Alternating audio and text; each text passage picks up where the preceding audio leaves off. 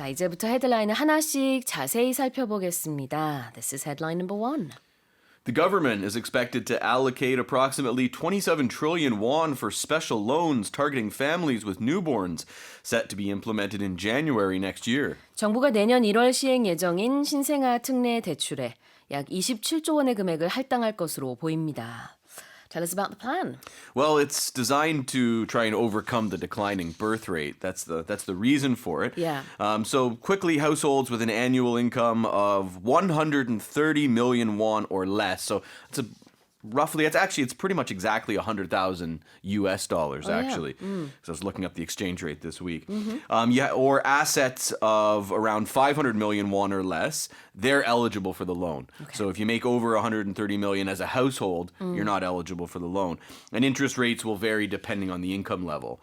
So loan applicants, they can get a maximum of 500 million won. And interest rates, they say, are going to be between about 1.5% to just over 3% per year. And the house must cost less than 900 million won. So basically they're saying we'll make it easier for you to buy a house if you have a baby. If you have a newborn and you fit these requirements. Exactly. Of course, if you're very well off, you may not need You wouldn't need it. You're probably already set up. Right, exactly. 자, 그래요. 여러 가지 크라이테리아가 지금 있다고 설명을 해주셨고요. 거기에 더불어서 이제 제일 중요한 거는 신생아가 있을 경우에 거기에 다 충족이 되면은 이런 이제 신생아 특례 대출을 받을 수 있는 자격이 되겠죠. So it says here that the government is expected to allocate this money. The allocate is our first vocabulary. So in this case, it means that they're setting this money aside for next year, or when they're planning their budget, of their total budget, that much was 27 trillion won will go to that. So you can think of allocating as either setting something aside, right? So you can allocate your time. Yes. And everyone does that. How do you allocate your time between family, between work, between resting, relaxing, mental health, all those things, right? We all allocate our time differently. You can talk about allocating resources.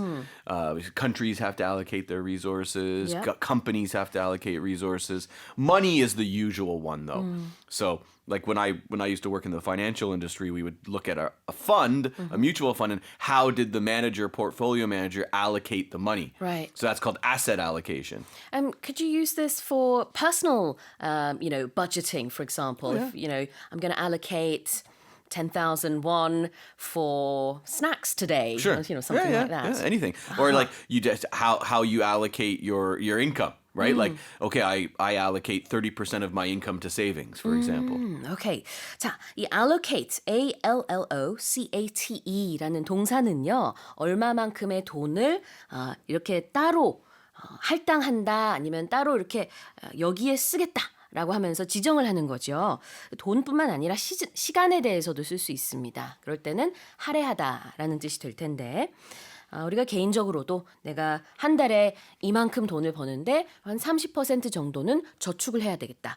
그러면 이제 따로 떼어두는 거잖아요. You're allocating 30% of your income for savings. 이렇게 표현을 할 수 있겠고. If you're lucky. Yes. Yeah. That's best case example, scenario. Yeah, right. And as you said, it's very often used for companies as well. Yeah. Companies, governments, everything. Allocate라고 합니다. I'm going to allocate this money. I'm going to allocate this much time. 이렇게 쓰고요. The next expression is implement. To implement means to put something into action. So normally we're implementing a policy, a new rule, a new law. Those are the things that get implemented. Yeah.